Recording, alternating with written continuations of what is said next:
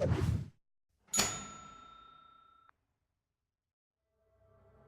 matter how intelligent, no matter how gifted you are, you need somebody to set the spark plug.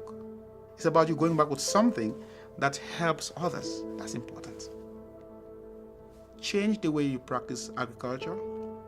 Change the way you do your marketing. These are the two most important things. If you don't do them, no matter how hard you work, you'll never get out of poverty. I come from the English part of Cameroon, and we have all the resources. These resources are being exploited, exported, and we are not getting what we should be getting as royalties.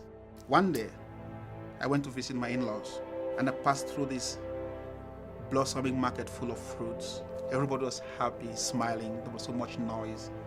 On my way back from my in-laws, I saw fresh products abandoned, vegetables and fruits abandoned, and pigs and goats were scavenging on these products. When farmers pay a lot of money to bring their products here without information about demand, at the end of the day they don't sell. The cost of taking these products back home is even higher. Better to abandon them here. In French we say la survivance est plus apte. It was chaos. The farmers have never been at the center of issues. So now when things changed, the farmers continue producing in bulk. But who to sell to? So this was a problem. The middleman saw an advantage in this.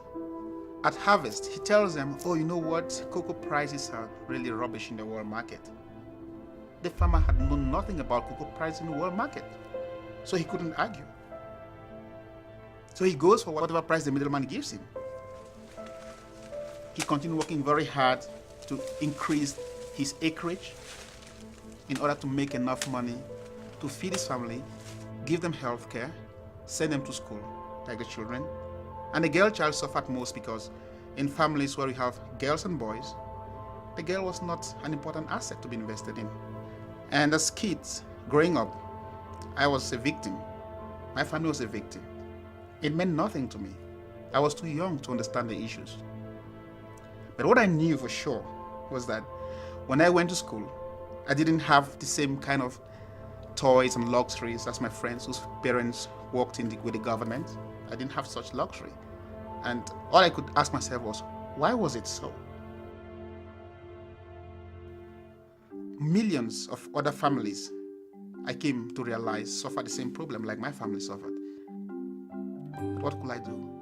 The break point for me that moved me to do what I'm doing today, giving information to farmers so that they can use that information to beat the middleman and get directly to the markets, was because I did a program, Electronic Government, which is the use of information and communication technologies to serve a larger group of people.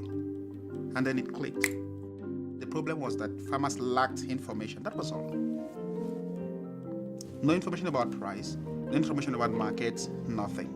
So they just went to the markets blindly. And that's how I came with the idea of AMISCameroon, which is the Agricultural Marketing Information Services. What I tell the farmer is, okay, I get the mobile number, I get the name, I get what crops they're growing. We send them information about price. We send them information about pest attacks that threaten their investment. We send them information about the weather.